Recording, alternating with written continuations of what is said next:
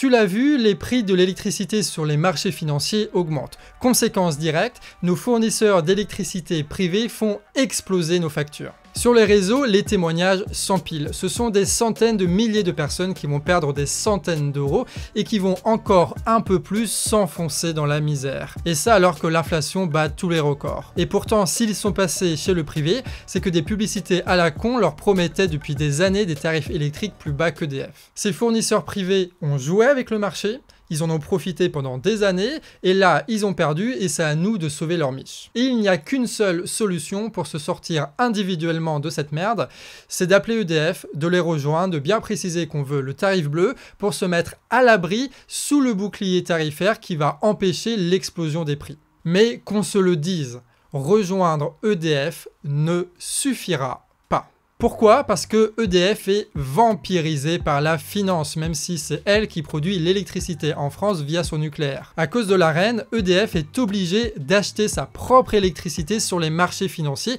10 fois plus cher que son prix de production. Et si les tarifs réglementés empêchent la répercussion de ce coût sur nos factures, c'est seulement parce que l'État compense et subventionne EDF. Ce qu'on gagne sur nos factures électriques en rejoignant EDF, nous allons le payer en impôts et en destruction de services publics, et notamment l'hôpital. En 2021, l'État décide de supprimer le tarif bleu pour les entreprises et les collectivités.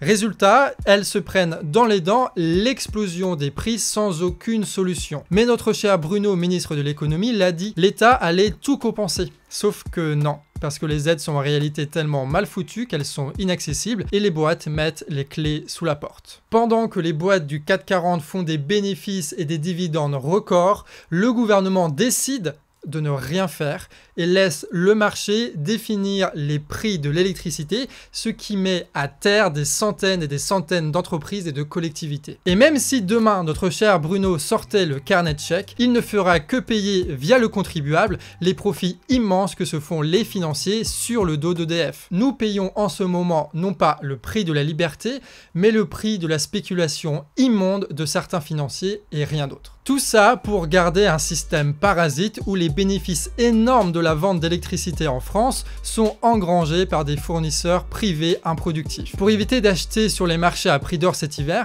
ces fournisseurs demandent à leurs clients de partir eux-mêmes chez EDF avant de revenir au printemps avec des pubs à la télé pour récupérer une clientèle, prendre le fric de la reine et donc de l'EDF et repartir de plus belle. Quant aux rares entreprises privées dont les prix n'explosent pas totalement comme Total ou Engie, ils prennent soin de privatiser leurs profits, c'est-à-dire priver EDF de l'argent nécessaire à l'entretien de ses centrales nucléaires et qui l'empêche d'entamer une transition énergétique qui aurait dû être lancée il y a 40 ans. En France, l'augmentation de l'électricité est due à cette spoliation des fournisseurs privés. Et au lieu d'admettre l'absurdité d'un tel système, la Macronie met encore une fois des milliards d'argent public sur la table pour faire perdurer ce système-là. Et pour financer ça, pas de taxe sur les super profits. Non, bien sûr, ça n'existe pas. Même si les pays européens le font, même si tu as l'ONU qui le demande. Non, la Macronie préfère taxer les énergies renouvelables.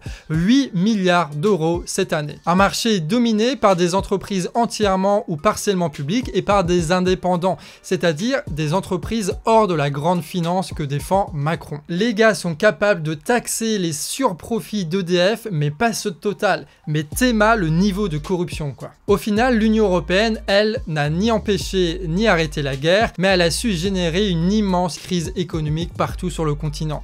L'explosion du prix du gaz due aux sanctions a permis d'assurer une rente gazière à la Russie. La Russie qui envoie maintenant son gaz non vendu à la Chine, une Chine qui en profite pour nous revendre à nous Européens son GNL en trop et ça au prix du marché. On n'est plus dépendant des gazéoducs russes, oui c'est vrai, mais du GNL états-unien, chinois et qatari, nous mettant dans une situation d'enchère permanente avec l'Asie, ce qui fait forcément exploser les prix. Les grandes industries européennes du coup se pètent la gueule, signe d'une future fuite des capitaux vers les États-Unis où l'énergie coûte 10 fois moins cher. Et puis le renflouement des grandes entreprises gazières coûte des milliards aux États européens, les infrastructures GNL coûtent elles aussi des milliards et les futurs sauvetages d'entreprises énergétiques qui vont tomber en faillite quand des millions d'Européens n'auront pas pu payer leurs factures vont là aussi coûter des milliards. Mais que voulez-vous, il faut bien viabiliser les créances des spéculateurs et pour ça il y a Ursula et Bruno. Voici ce qui arrive quand on laisse des gens diriger sans aucune vision vision à long terme. Et voici ce qui arrive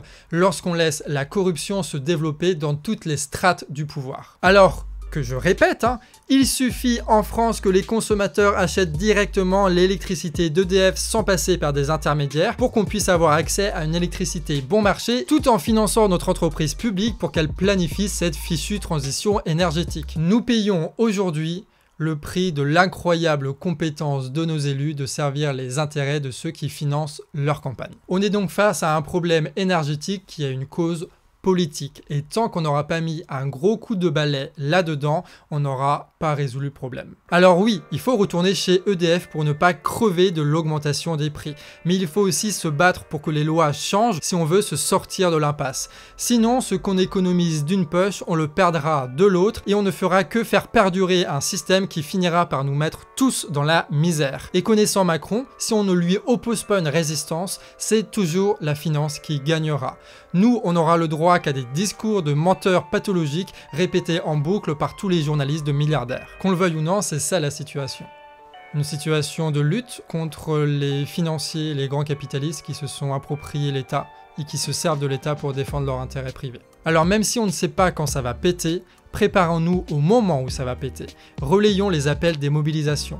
Partageons ceux qui nous aident à comprendre ce qui se passe. Répétons que le Portugal et l'Espagne ont divisé par 3 le prix de leur électricité alors qu'ils dépendent à 40% du gaz, et ça en faisant payer leurs multinationales.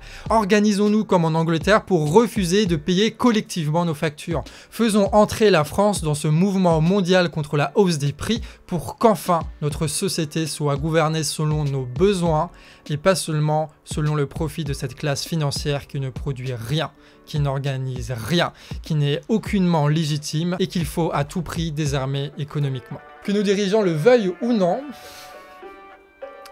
l'hiver arrive et avec lui le feu de nos palettes.